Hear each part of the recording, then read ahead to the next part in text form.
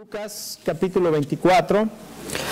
Y vamos a ponernos de pie y vamos a leer los versículos 1 al 12 y después vamos a leer del 36 al 49. Lucas 24. Dice la palabra de Dios así: en el primer día de la semana, muy de mañana, las mujeres fueron al sepulcro llevando las especias aromáticas que habían preparado. Encontraron que había sido quitada la piedra que cubría el sepulcro y al entrar no hallaron el cuerpo del Señor Jesús. Mientras se preguntaban qué había pasado, se les presentaron dos hombres con ropas resplandecientes. Asustadas se postraron sobre su rostro, pero ellos les dijeron: ¿por qué buscan ustedes entre los muertos al que vive? No está aquí, ha resucitado.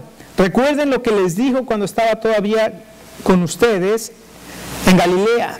El Hijo del Hombre tiene que ser entregado en manos de los hombres pecadores y ser crucificado, pero al tercer día resucitará.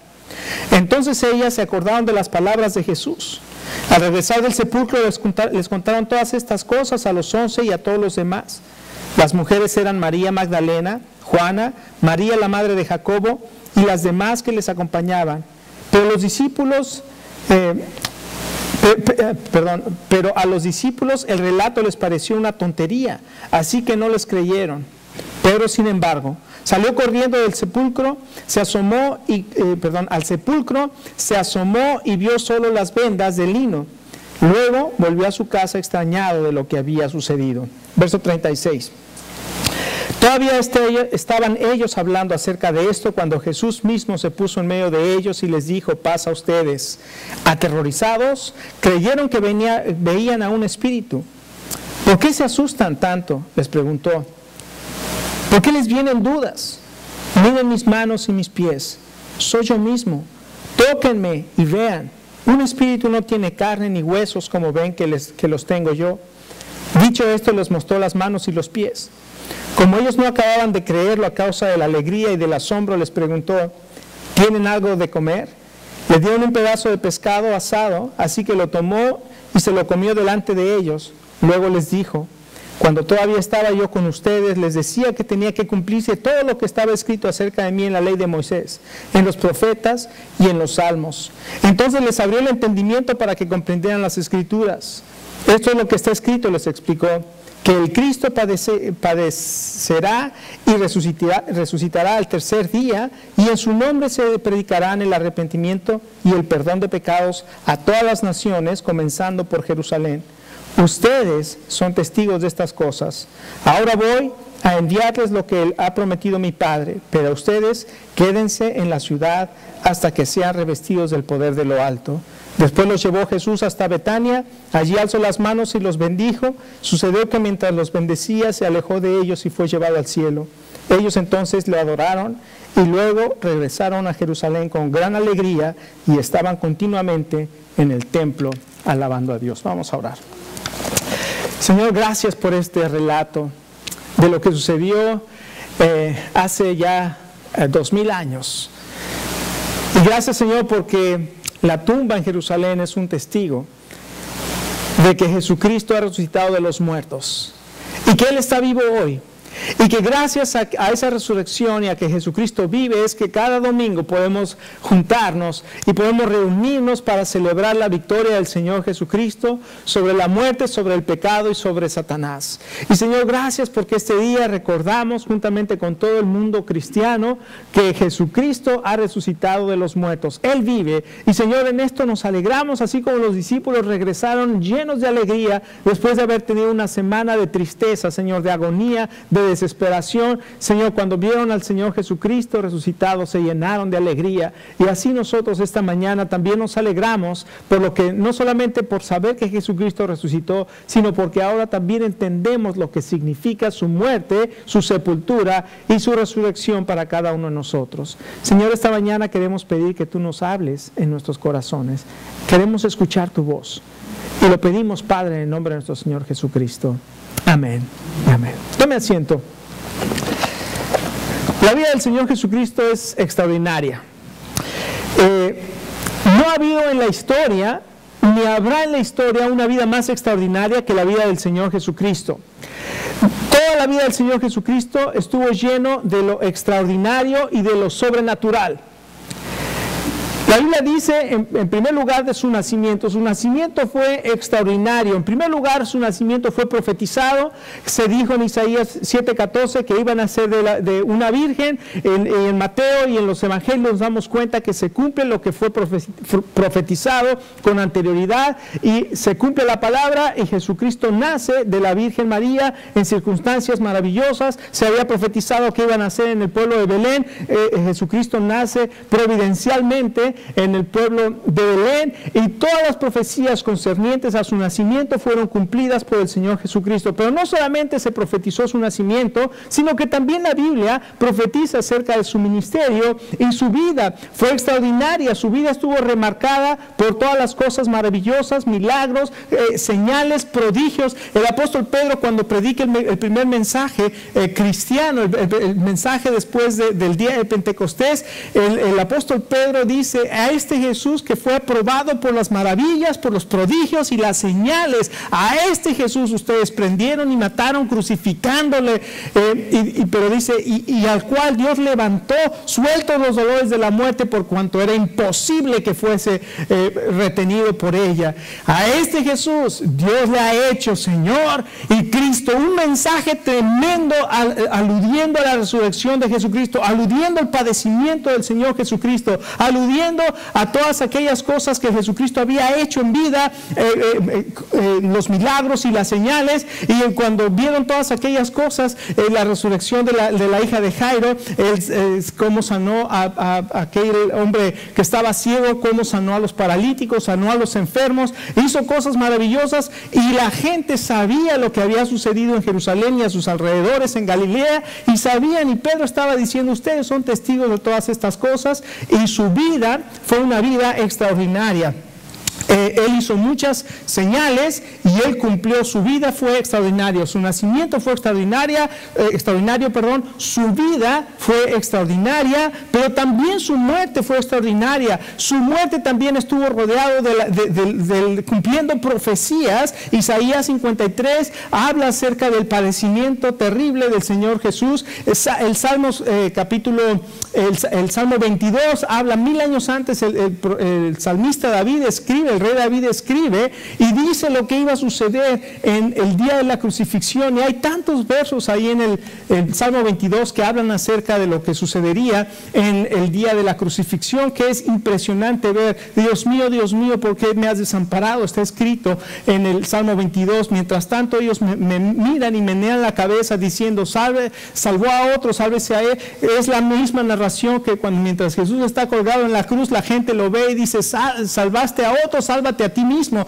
Todo esto está escrito en el Salmo 22. Salmo 22 dice: horadaron, agujeraron mis manos y mis pies, contar puedo todos mis huesos, mientras tanto ellos me miran. La Biblia dice que fue crucificado, le pusieron clavos en sus manos y clavos en sus pies. Eso estaba escrito 1000 años antes. Su muerte fue una muerte extraordinaria. En el momento en que el Señor Jesucristo murió, la Biblia dice que se oscureció el cielo. Eso fue algo impresionante para la gente. Obviamente, cuando muere el Señor Jesús y se oscurece el cielo, hay un temblor, y dice el Evangelio de Mateo que se rasga el velo del templo de arriba abajo. Algo impresionante, y hasta el centurión romano que estaba ahí se acerca y dice: verdaderamente este es el Hijo de Dios. Es decir, su muerte estuvo rodeada también por lo sobrenatural, y su muerte también fue extraordinaria. Pero lo más extraordinario de su vida, de su nacimiento, su vida, su muerte, lo más extraordinario es su resurrección. Porque Él lo había dicho antes, les dijo varias veces a sus discípulos: es necesario que yo vaya a Jerusalén, sea entregado en las manos de los ancianos, padezca, y me van a entregar a muerte, pero al tercer día voy a resucitar. Estas palabras para los discípulos entraron por aquí, les salieron por acá, y no se acordaban lo que el Señor Jesucristo había hecho, hasta que después que Él resucitó se recordaron lo que Él ya les había dicho. Su resurrección también estaba profetizada. Igualmente Job habló de la resurrección, David habló de la resurrección. Está profetizada en la palabra de Dios. Así es que esa resurrección es la base para que usted y yo este día podamos tener una nueva vida.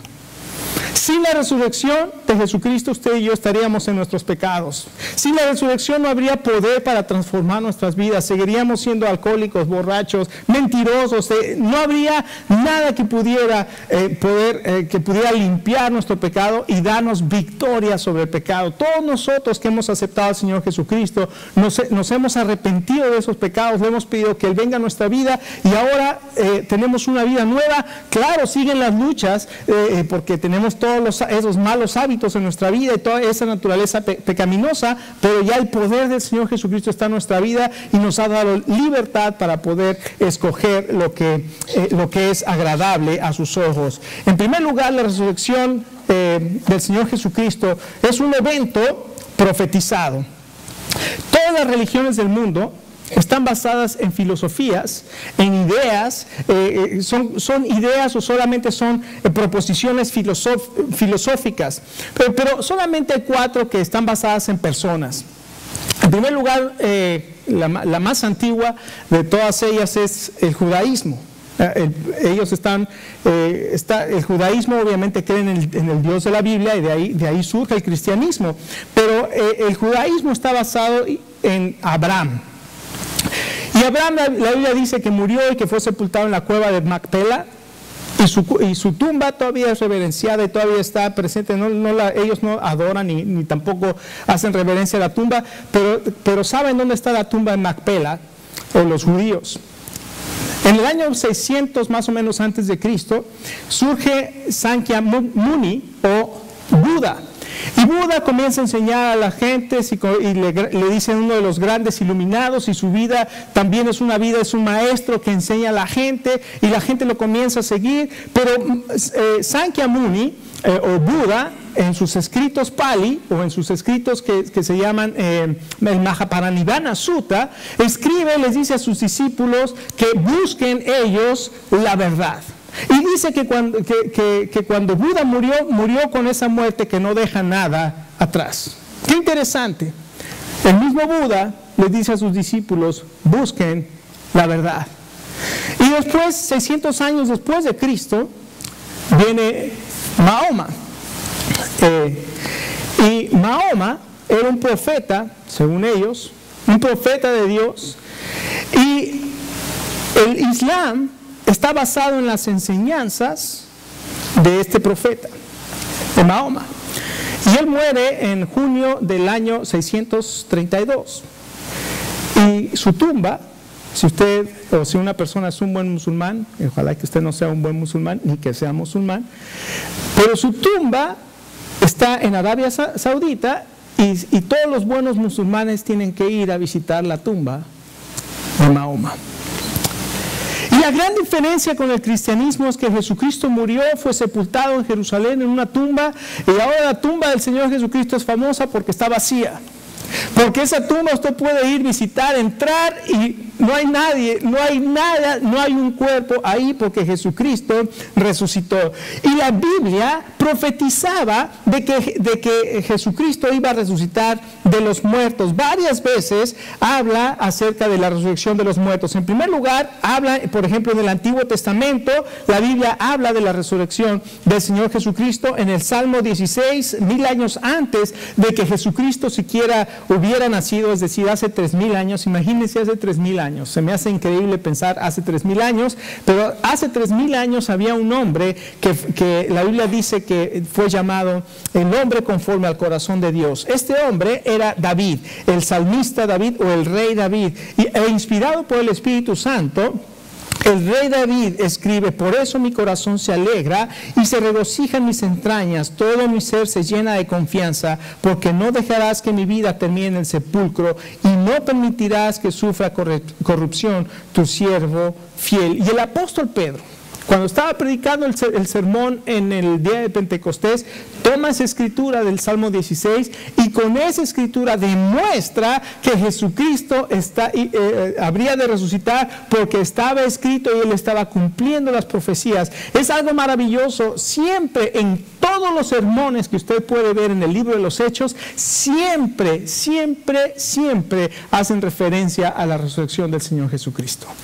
los sermones en el libro de los Hechos hablan acerca de la resurrección del Señor Jesucristo. Pedro habla de la resurrección de Jesucristo. Pablo, que son los dos apóstoles que se mencionan en el libro de los Hechos, sus ministerios, cada uno de ellos siempre hace mención a la resurrección del Señor Jesucristo. Así es que la resurrección fue profetizada en el Antiguo Testamento, pero también en el Nuevo Testamento. El Señor Jesucristo en el Nuevo Testamento varias veces se refiere Él mismo a su resurrección. Es decir, Él sabe, Él conoce su misión. No solamente les habla del plan de Dios, no solamente les habla y les muestra la manera de vida, la forma de vida que el Señor quería de sus hijos, sino que constantemente el Señor Jesucristo les estaba diciendo a sus discípulos: va a ser necesario que yo vaya a Jerusalén, que me entreguen a las manos de los ancianos, que padezca y que muera, y al tercer día voy a resucitar. Por ejemplo, en Juan capítulo 2 y el verso 18 al 22, el Señor Jesús se refiere a esta muerte y resurrección. Por ejemplo, vamos a ver Juan capítulo 2, verso 18, dice la palabra de Dios así.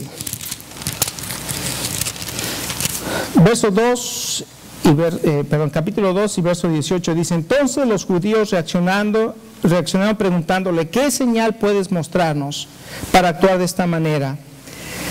Destruyan este templo. Escuchen lo que el Señor Jesucristo les dijo: destruyan este templo, respondió Jesús, y lo levantaré de nuevo en 3 días.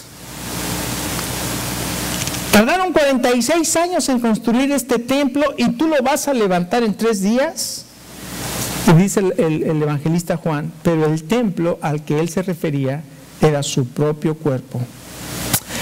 El Señor Jesús entró al templo y encontró que estaba lleno de vendedores y que se vendían ahí las ovejas para los sacrificios y se vendían las palomas para los sacrificios, y el templo se había convertido en un mercado. Y cuando el Señor Jesucristo entra y ve todo eso, hace un azote de cuerdas, limpia el templo, y los judíos vienen y dicen: ¿con qué autoridad haces esto? ¿Por qué? ¿Qué señal haces para hacer este tipo de cosas? Pero destruyan este templo y en 3 días lo voy a levantar. Y obviamente su reacción fue que se tardaron 46 años. Herodes estuvo reconstruyendo el templo. Acuérdense, el primer templo lo hizo Salomón, fue destruido por los babilonios. Después, años después, Zorobabel construye el templo, y era un templo mucho más pequeño que el templo de Salomón.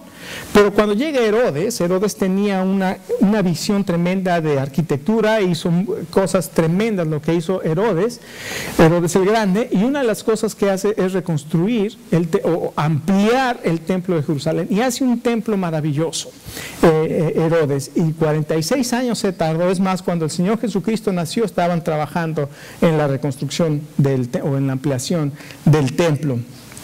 Y el Señor Jesús les dice: cuando ustedes destruyan este templo, refiriéndose a su cuerpo, dice, al tercer día lo voy a levantar. Así es que vemos aquí lo que el mismo Señor Jesucristo habla de su resurrección. Y no solamente ahí, Mateo 16, 21, Mateo 17, 9 al 22 y 23, Mateo 20, 18, Marcos 8, 31, Marcos 9, 10, Marcos 9, 31, Lucas 9, 22 al 27, y obviamente este verso que acabamos de leer, Juan 2, 19 al 22 y Juan 12, 34. Todas estas el Señor Jesucristo se refiere a su muerte y a su resurrección. Así es que el Señor Jesucristo había hablado de su muerte, y no solamente de su muerte, sino de su resurrección. La resurrección de Jesucristo fue un evento profetizado, pero además fue un evento que se cumplió, fue un evento cumplido. El Evangelio de Mateo relata el momento en el cual la tierra tiembla porque un ángel del Señor dice que baja a la piedra y quita la piedra, y cuando esto sucede dice que hay un gran terremoto, y en esa piedra que habían puesto, le habían puesto inclusive un sello. Pilato mandó poner una guardia ahí de soldados para evitar que se robaran el cuerpo los discípulos, y habían puesto un sello, y sin embargo cuando llegó el ángel, todo esto, obviamente la piedra fue movida, fue quitada, y la guardia del templo quedó espantada. Le tuvieron que pagar los fariseos, los judíos le tuvieron que pagar para decir que los discípulos habían robado el cuerpo. Así es que hubo tantas cosas que sucedieron en ese momento de la resurrección.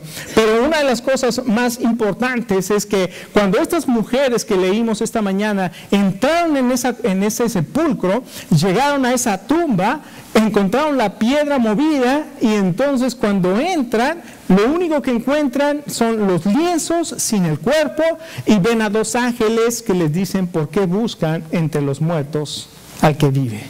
¿Dónde estaba? Dicen: no está aquí, ha resucitado. Vayan y díganle a los demás las cosas que han sucedido.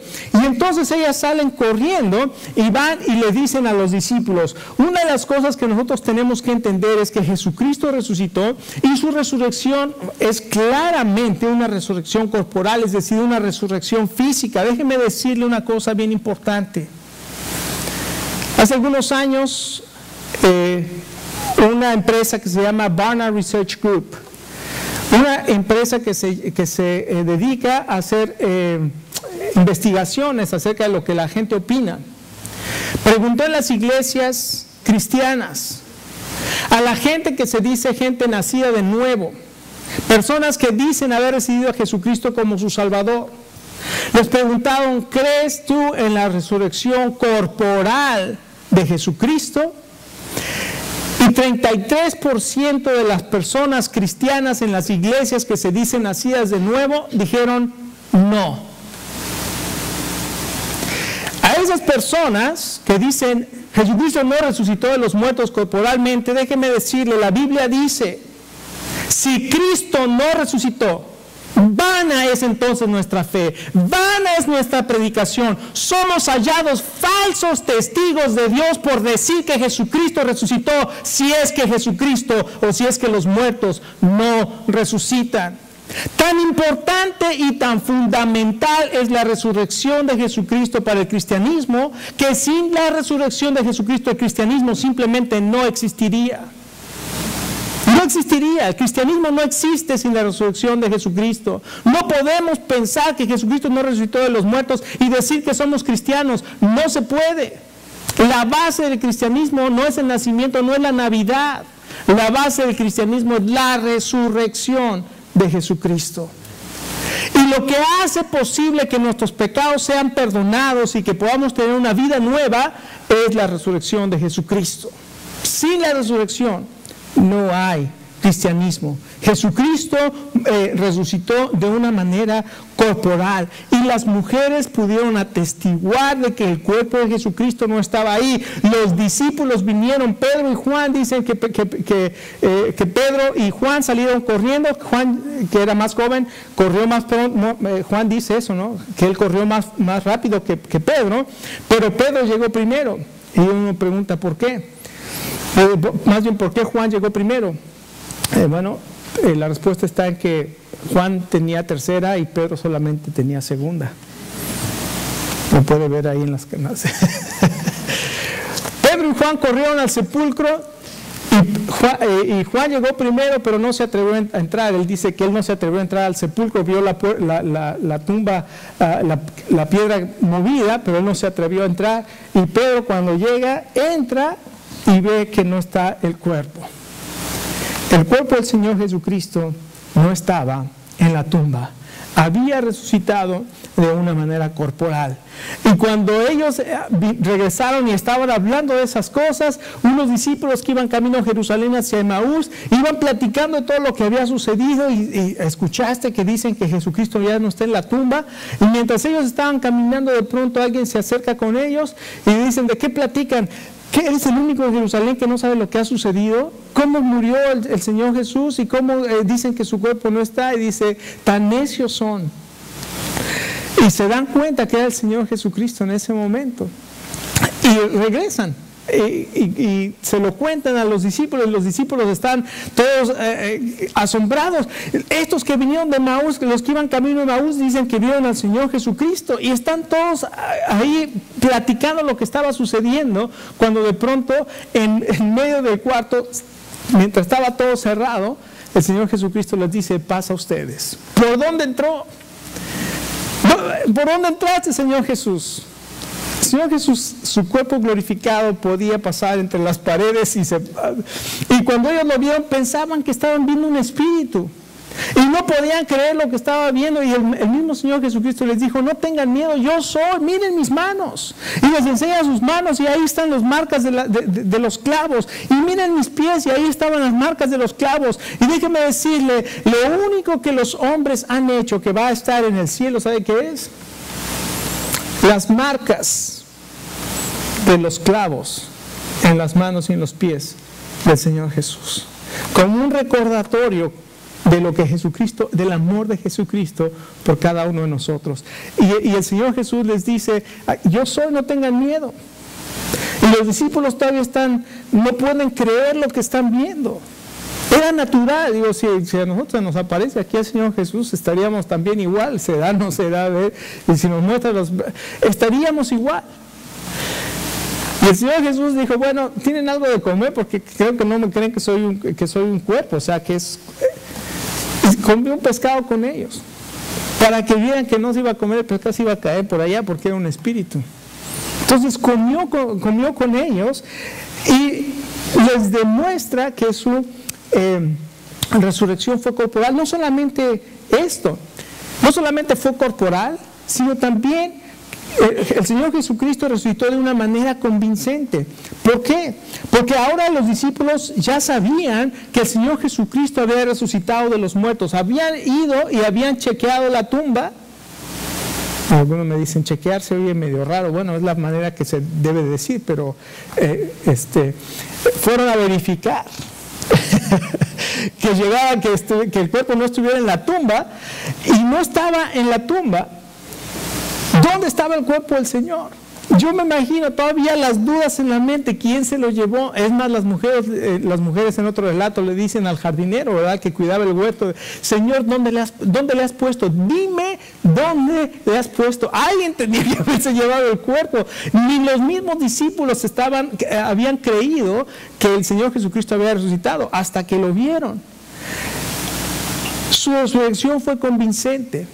Tal fue la convicción y la manera en que era evidente que el Señor Jesucristo había resucitado, que el primer sermón de la iglesia que dio el apóstol Pedro, la evidencia a la que Pedro apunta es a la resurrección. A Jesús, a quien ustedes crucificaron, Dios le ha hecho Señor y Cristo. Pero también les dice: ustedes lo crucificaron, pero Dios lo levantó, suelto los dolores de la muerte, porque era imposible que fuese retenido por ella. Y luego les dice: porque el mismo salmista David dijo, y les da la evidencia en el Antiguo Testamento. ¿Y sabe qué sucedió con toda esa gente que estaba en Jerusalén? Cuando el apóstol Pedro les dice que Dios levantó de los muertos, y luego les dice: ustedes mismos son testigos de todas estas cosas.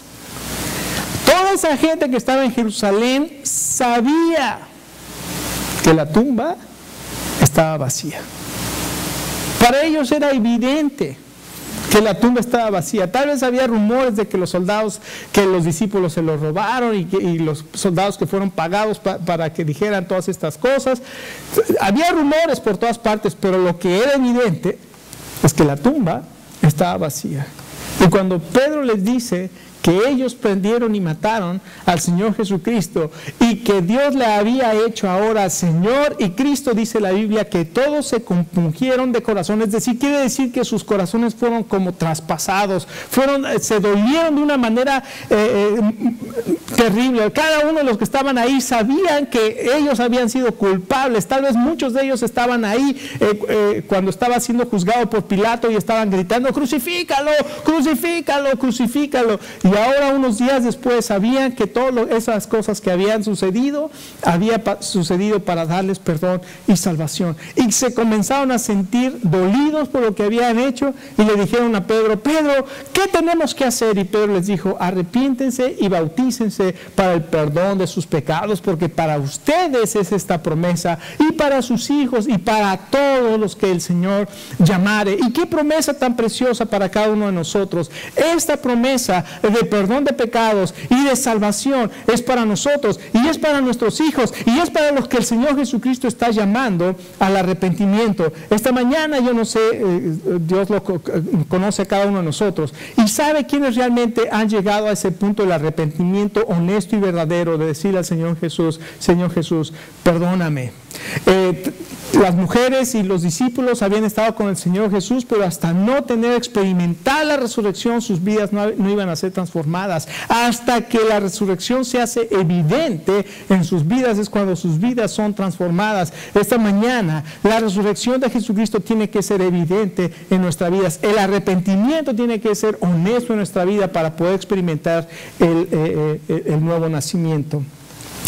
No solamente entonces de una manera corporal o de una manera convincente, sino también se nos dice que la resurrección es un evento que tenía que ser proclamado. El Señor Jesús, ahí en Lucas capítulo 24, después de que estuvo hablando con sus discípulos, les habla y les dice que ellos tenían que predicar el arrepentimiento y el perdón de pecados. Si usted se da cuenta ahí en el verso 46, esto es lo que está escrito, les dijo el Señor Jesús, y les explicó que el Cristo padecerá y resucitará al tercer día, y en su nombre se predicarán el arrepentimiento y el perdón de pecados a todas las naciones, comenzando por Jerusalén. Déjeme decirle, esta mañana, antes de darle unas buenas noticias, les voy a dar las malas. Dicen que, les voy a contar un chiste, dicen que había un barco de esos que remaban con varios, ya ve que había, no sé, como galeras creo que les llamaban, no me acuerdo. Ajá. Y entonces tenían a varios ahí y con un tambor le iban marcando, ¿no? Como debía, tum, tum, tum. Y entonces ahí tenían a varios esclavos remando. Y entonces baja el capataz y les dice: les traigo una noticia buena y una mala. ¿Cuál quieren oír primero? No, pues la buena. Dijo: hoy va a haber doble ración de comida. ¡Eh! Y la mala, que el capitán quiere esquiar.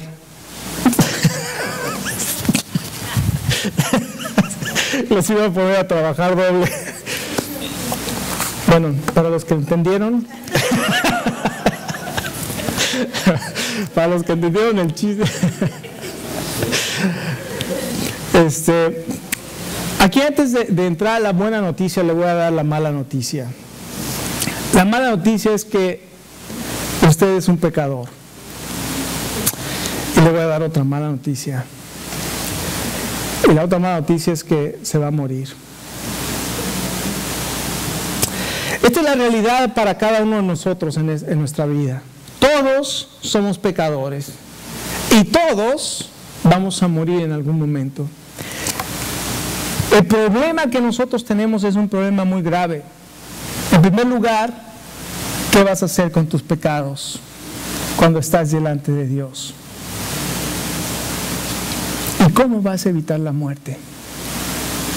No la puedes evitar. Esa es una realidad que tenemos que estar conscientes.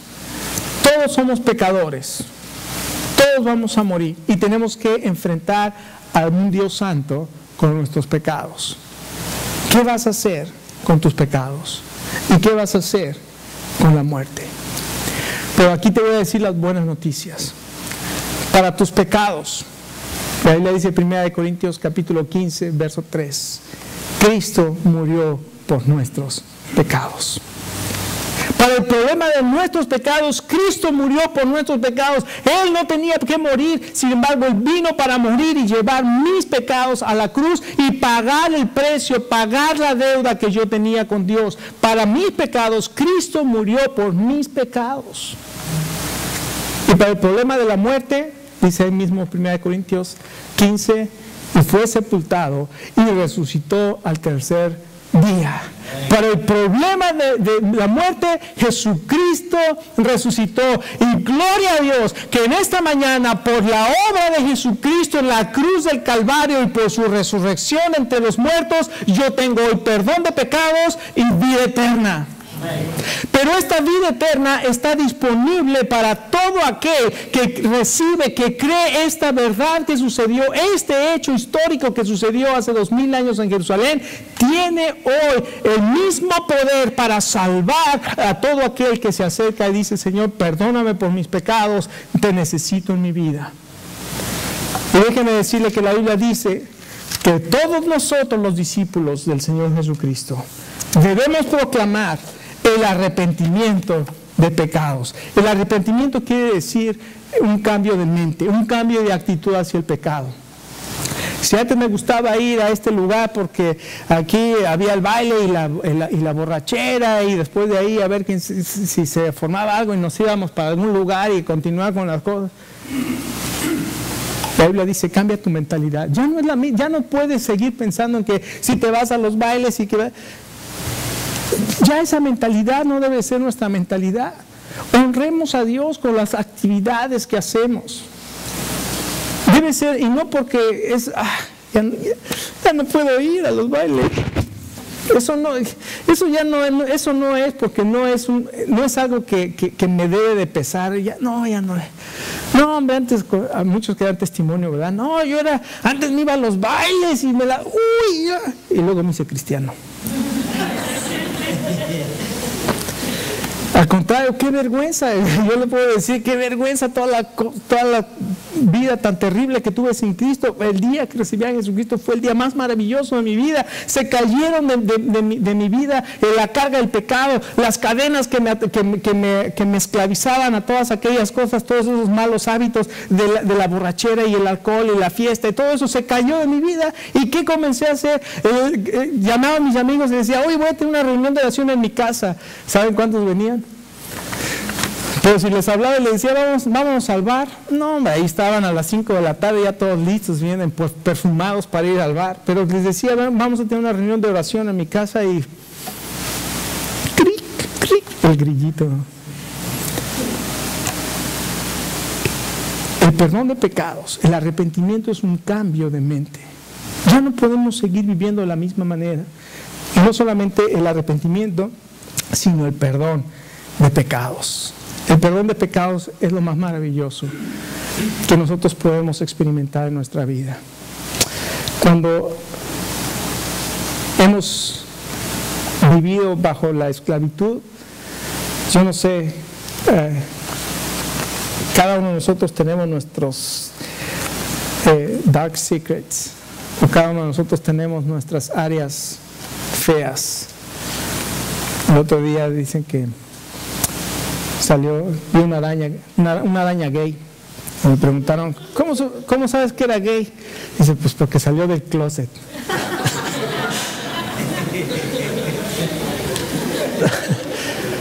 Todos nosotros tenemos áreas que tenemos ahí escondidas, ¿verdad? Esas áreas que no queremos que nadie se entere, están reservadas.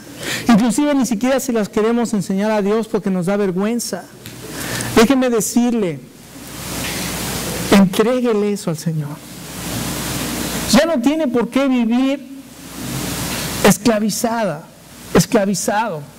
temeroso a esas cosas que sucedieron. Ahora venimos al Señor y le entregamos y le decimos: Señor, tú me conoces mis pensamientos, toda la bola de cochinadas que pienso. Tú conoces todos esos temores que tengo, Señor, que no me dejan ni siquiera vivir de una manera normal, porque tengo tantos temores. Señor, tengo tantas inseguridades, Señor, que ni siquiera me gusta. No quiero hacer nada porque estoy tan inseguro de que algo me vaya a suceder, algo me vayan a decir, algo me vayan a criticar. Señor, tengo todas esas cosas. Vivimos tan llenos de cosas que estamos presionados en nuestra vida. Déjeme decirle, esta mañana usted puede traerle delante del Señor Jesús todas esas cosas, pedirle perdón. Y el Señor Jesús le perdona y déjeme decirle, lo libera. Este viernes que nosotros estábamos viendo la película, estaba ahí con Lina y le decía a Lin, ¿por qué no puedo dejar de llorar? Estaba viendo lo que el Señor Jesucristo, y claro, uno cuando conoce la historia sabe hacia dónde va y hacia dónde se dirige la historia. Pero cuando el Señor Jesucristo se para ahí en la sinagoga de Nazaret por primera vez después de su bautismo, y le dan el rollo del profeta Isaías para leer, y comienza a leer, creo que es Isaías 63 o 66, no me acuerdo, y dice: el Espíritu del Señor está sobre mí porque me ha enviado a predicar las buenas nuevas a los pobres, a dar libertad a los cautivos y vista a los ciegos. Cuando yo estaba oyendo esas palabras, y después el Señor cierra la escritura, enrolla y dice: esta escritura se ha cumplido hoy delante de sus ojos. Y yo estaba ahí sentado escuchando y viendo y estaba diciendo: es verdad. Cuando el Señor Jesucristo vino, Él vino a dar libertad a los cautivos y vista a los ciegos. Y yo estaba ciego pensando que mi vida es sin Dios y mi vida y con una religión estaba bien. Sin embargo, cuando Él vino, cuando fue evidente su obra en la cruz para mí, me di cuenta que estaba ciego. Cuando me di cuenta de que yo estaba esclavo en mis pecados y que Él venía y decía: yo te voy a dar libertad. Y cuando la gente me dice que no te gusta tomar cerveza, yo les puedo decir: sí me gusta, pero el Señor Jesucristo ya me liberó, ya no tengo que tomar, ya no tengo que, porque ya soy libre. La gente no puede dejar sus hábitos porque están esclavos, sus pecados están esclavizados a sus pecados. Pero esta mañana el Señor dice a todos nosotros que se va a predicar el arrepentimiento y el perdón de pecados. ¿Has recibido el perdón de pecados? ¿Te has arrepentido delante del Señor? Esta mañana tú puedes experimentar una vida nueva por la resurrección de Jesucristo de los muertos. Y el arrepentimiento y el perdón pueden ser posibles gracias a la muerte y a la resurrección del Señor Jesús que estamos celebrando esta mañana. Vamos a ponernos de pie y vamos a orar. Vamos a terminar con una oración.